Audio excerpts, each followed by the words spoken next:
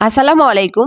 আজকে আমি আপনাদের সঙ্গে অসাধারণ স্বাদের chicken kofta curry recipe share করব। একবার খেলে আবার খাওয়ার জন্য মনটা পাগল হয়ে যাবে। তো চলুন কথা না বাড়িয়ে আপনাদের সঙ্গে রেসিপিটি শেয়ার করি। এখানে আমি পেঁয়াজ, রসুন, আদা নিয়ে নিয়েছি ব্লেন্ডারের জারে। দিয়ে দিলাম কালো গোলমরিচ 1 চা চামচ, হাফ চা চামচ শাহি জিরা, হাফ চা চামচ সাদা গোলমরিচ, দারচিনি, এলাচ আর ব্রয়লার মুরগির পেটের মাংসগুলো। দিয়ে দিলাম স্বাদমতো লবণ, ধনে গুঁড়ো, মরিচের গুঁড়ো, সয়া সস, টমেটো সস এবং ওয়েস্টার সস।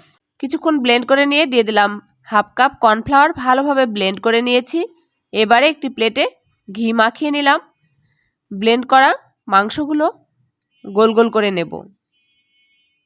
এবারে চুলায় কড়াই বসিয়ে দিয়ে দিয়েছি সয়াবিন তেল হাফ কাপ এবং 2 টেবিল চামচ ঘি। দিয়ে দিলাম দারচিনি, এলাচ, তেজপাতা, বড় এলাচ আর পেঁয়াজ কুচি। ভেজে নিয়ে দিয়ে দেব বেটে রাখা মশলা। এখানে আছে আদা, রসুন, পেঁয়াজ, গোলমরিচ, জিরা, টমেটো। আরও দিয়ে দিলাম কিছু শুকনো মশলা, লবণ, মরিচের গুঁড়ো, ধনে গুঁড়ো। ভালোভাবে কষিয়ে নিয়ে দিয়ে দিলাম গোল গোল করে রাখা মাংসগুলো।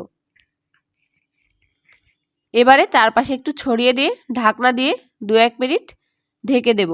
ঢাকনা উঠিয়ে আলতো করে একটু নাড়াচাড়া করে দিতে হবে যাতে নিচে মশলাগুলো লেগে না যায় আর মাংসের চারপাশটা যেন ভালোভাবে লক হয়ে যায়।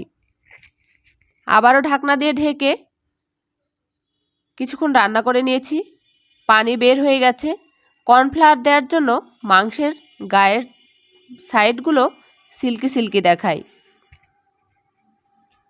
ভালো মতো কষিয়ে নিয়ে আমি আবারও কিছুটা পানি দিয়ে দিলাম কষানোর জন্যই।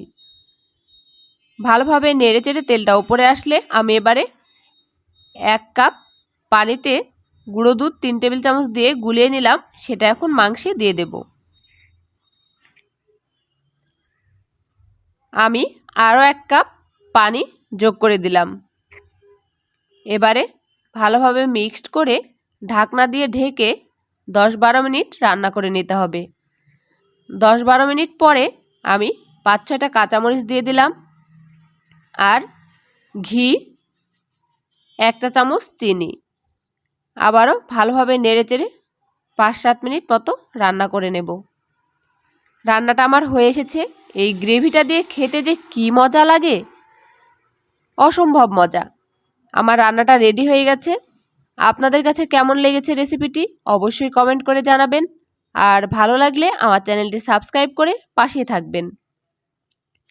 পাশে থাকা বেল বাটনটি ক্লিক করে দেবেন যাতে করে আমি নতুন কোনো ভিডিও দেওয়া মাত্রই আপনাদের কাছে নোটিফিকেশনের মাধ্যমে পৌঁছে যায়।